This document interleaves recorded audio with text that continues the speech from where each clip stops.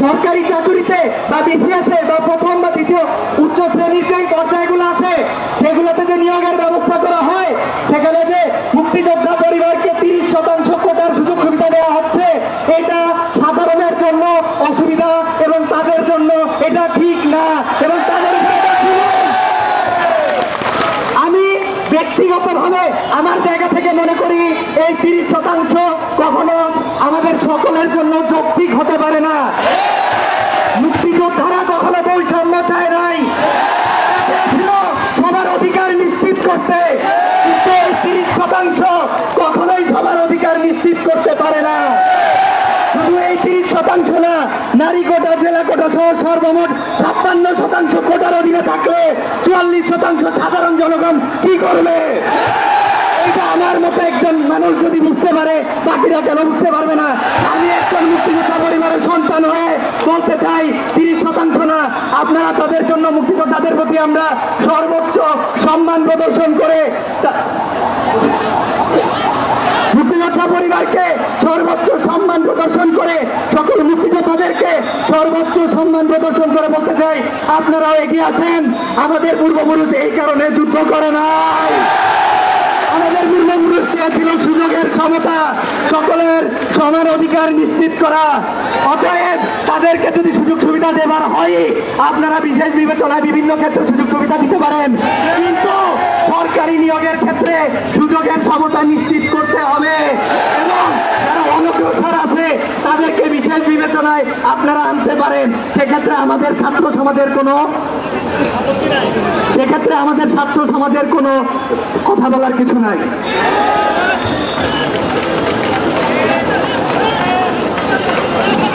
আমি নিজে একজন মুক্তিযোদ্ধা পরিবারের সন্তান হিসেবে আমার ব্যক্তিগত জায়গা থেকে সকল মুক্তিযোদ্ধা পরিবারকে আহ্বান জানাচ্ছি, আপনারা এই ন্যায্য দাবির পাশে এসে দাঁড়ান।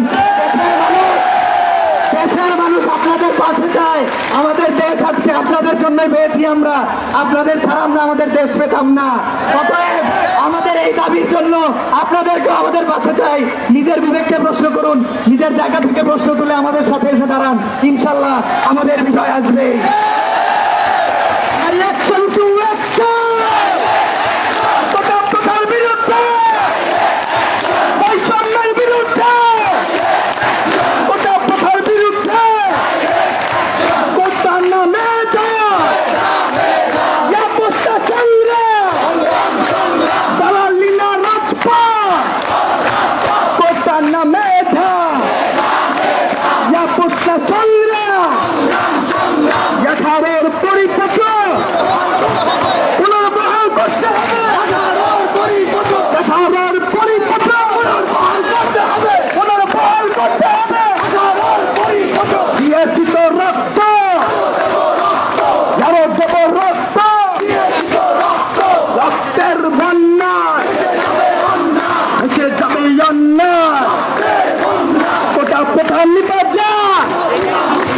মেধাবীরা মুক্তি পায়,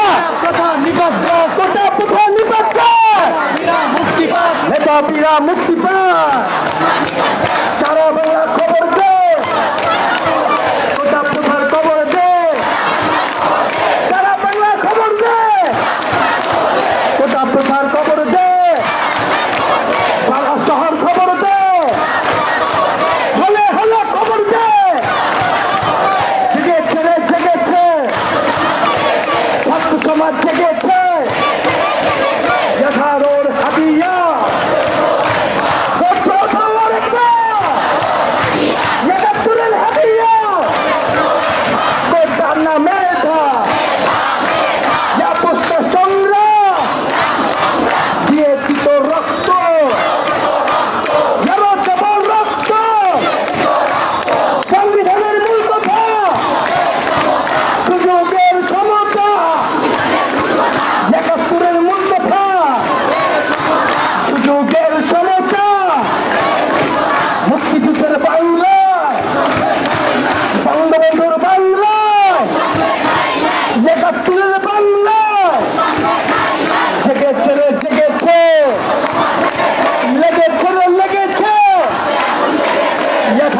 পরিপত্র পুনরুপহার করতে হবে।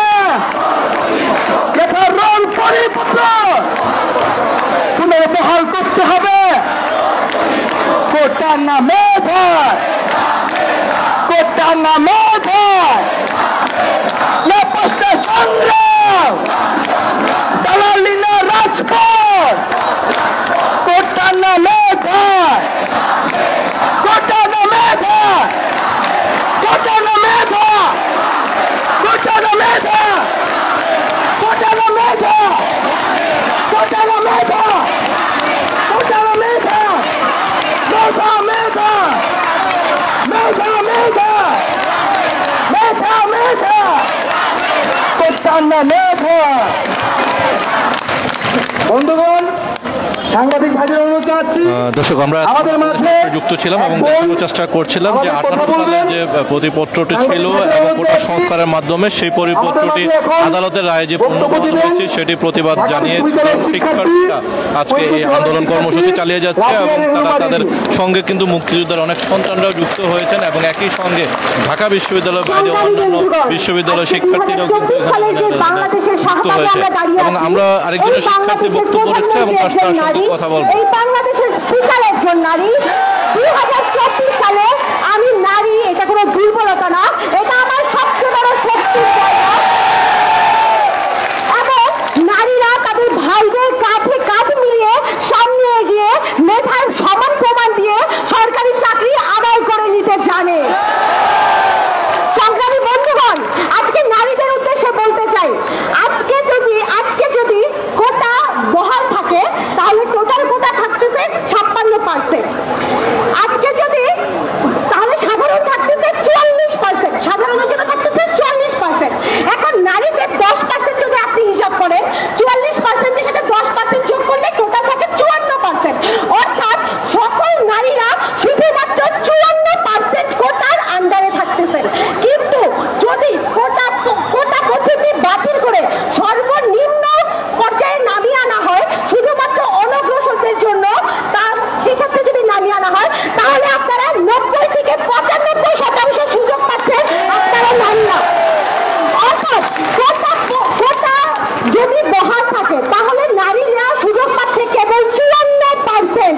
আর যদি কোটা পদ্ধতি বাতিল করে শুধুমাত্র নৃগোষ্ঠী এবং প্রতিবন্ধী এবং অনগ্রসরদের জন্য যদি কোটা রাখা হয় তাহলে নারীদের জন্য সুযোগ পাচ্ছে 90 থেকে 95%। অর্থাৎ অযৌক্তিক যে কোটা ব্যবস্থার মাধ্যমে আপনাদেরকে আটকে রাখার কথা বলা হচ্ছে সেটি সম্পূর্ণ মিথ্যা এবং অযৌক্তিক। তাই নারীদেরকে আহ্বান করছি, আপনারা সকলে আপনাদের যার যার জায়গা থেকে আপনাদের কণ্ঠ সোচ্চার করুন। এই অযৌক্তিক কোটা পদ্ধতির বিরুদ্ধে আপনার কণ্ঠকে সোচ্চার করে তুলুন এবং আমাদের এই আন্দোলনে একসাথে জমায়েত হন।